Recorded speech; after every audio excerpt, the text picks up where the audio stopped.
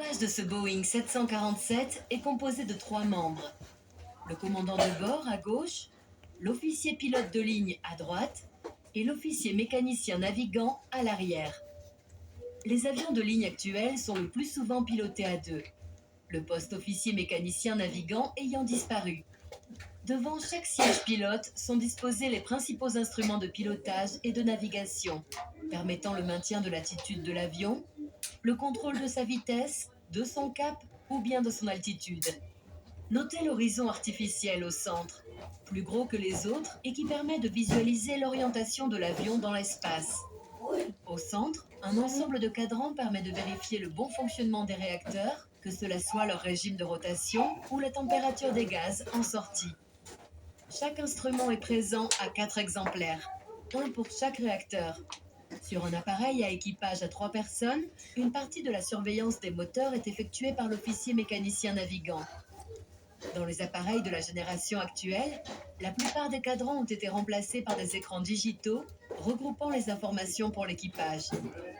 Entre les deux pilotes, sur le panneau central, se trouvent les commandes des 4 réacteurs, mais aussi des dispositifs dits hypersustentateurs, dispositifs mobiles situés sur les ailes et qui ne fonctionnent principalement qu'à l'atterrissage et au décollage. À l'arrière de ce panneau sont disposés les sélecteurs des fréquences radio pour la communication avec les différents contrôleurs aériens et l'utilisation des moyens de radionavigation. Sur le tableau situé au-dessus des instruments moteurs se trouvent les boutons de commande du pilote automatique, gérant le cap, la vitesse et l'altitude, ainsi que des sélecteurs radio de part et d'autre.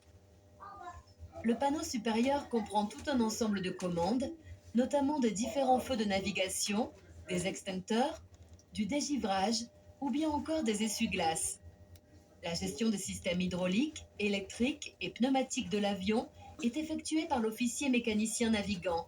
Sur les appareils de la génération actuelle, la gestion de ces systèmes s'effectue sur le panneau supérieur.